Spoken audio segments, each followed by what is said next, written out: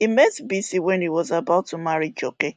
He took Bisi as his own daughter because of the love he had for Joke, her godmother. But after over 10 years of childlessness in marriage, Joke persuaded him to sleep with Bisi for a chance to have a child. The plan worked and Idunu was born. Your mom, Bisi, and her big auntie, Joke, my ex-wife, started fighting after you were born. Hmm.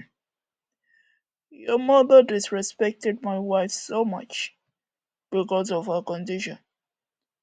She called her a barren woman and a very useless woman. Imagine, she even threatened to snatch me from Joke and make sure that she lost her marriage.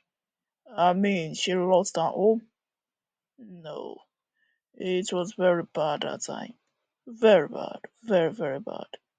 Goke explained to Idunu. Goke admitted that he felt very guilty for sending BC away, but as at that time, he didn't have a choice. Later, Joke got pregnant, but died with the child afterwards when she was about to put to bed. But why didn't you look for me and my mother all those years? Why? You abandoned us. Why didn't you look for us? Idunu queried his father angrily. Joke said he looked for Bisi and Idunu after Joke died because he could not do that when she was alive. He couldn't find Bisi and Idunu for years until he gave up the search. As touching as Goke's version of the story sounded, Idunu didn't believe him. He only believed and held on to his own mother's version, and he was determined to take revenge no matter what. His intention was to kill his father.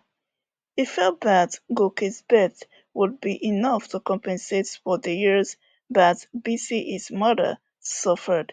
He also believed that if Goke died, all Goke's wealth and assets would be transferred to him and his mother.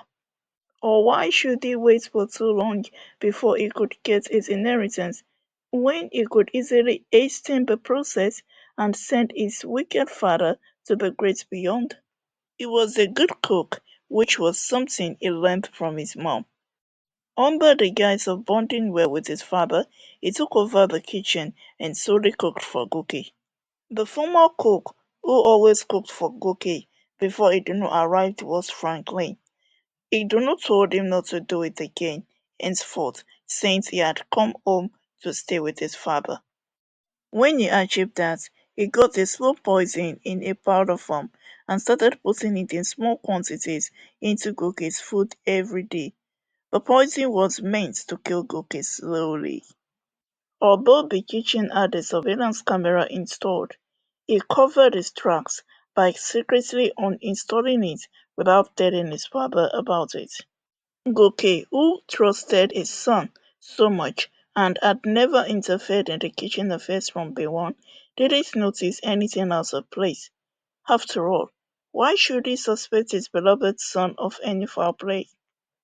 Some months later, Goke started falling sick. He didn't take it seriously because he had thought the sickness was due to work-related stress and old age, because he was well into his 60s. His health continued to deteriorate until he broke down one day and became so helpless that he couldn't even move a finger. His people called his family doctor, who ordered that he should be rushed to the hospital immediately. Idunu and the other domestic staff rushed Goke to the hospital. He was placed on admission. The doctors tested him and realized that his internal organs were malfunctioning and his chances of survival was very slim. Idunu pretended to care for his father, but deep inside of him, he was very happy because he believed Goke would die. He went to his mother's house, Bisi, and they broke the news to her. All the while he was killing Goke slowly, he kept it away from Bisi because he wanted to surprise her when Goke would have been gone. When Bisi heard everything, she wept and became agitated. Ah, have killed me. Oh, hey. Ah, why did you do this? Why did you do this? Yeah, Idunu, you have killed me. She lamented. Idunu was surprised at her reaction because he had thought she would be happy about the news. Bisi confessed to him the entire truth, debunking the lies she had been feeding him with since he was a child. Joke, Joke never snatched cookie from me. Oh, Joke never did. I've been lying to you all these years. Cookie and Joke's only offense was to chase me out of the house when Joke got pregnant. She wept as she explained herself to Idunu. Idunu was shocked and wept also. Why? Mama, why? Why have you been lying to me all these years? Why? Mama, why?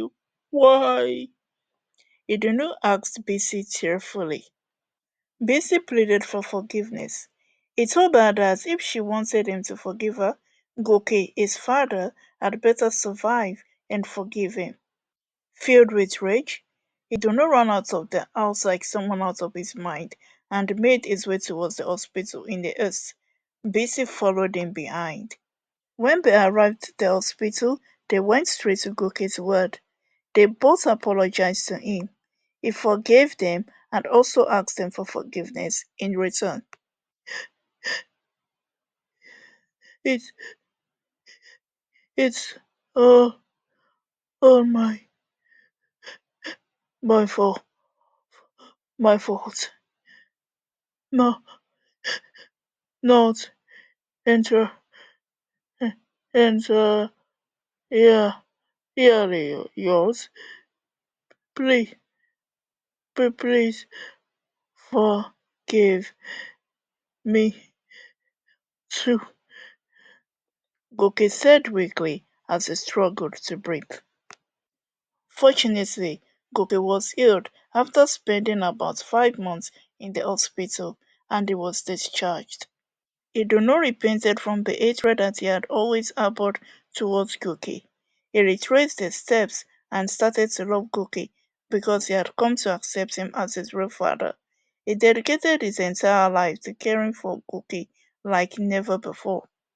Goke didn't send Idunu away from the house, but he didn't take Bisi, his mother, back into his life.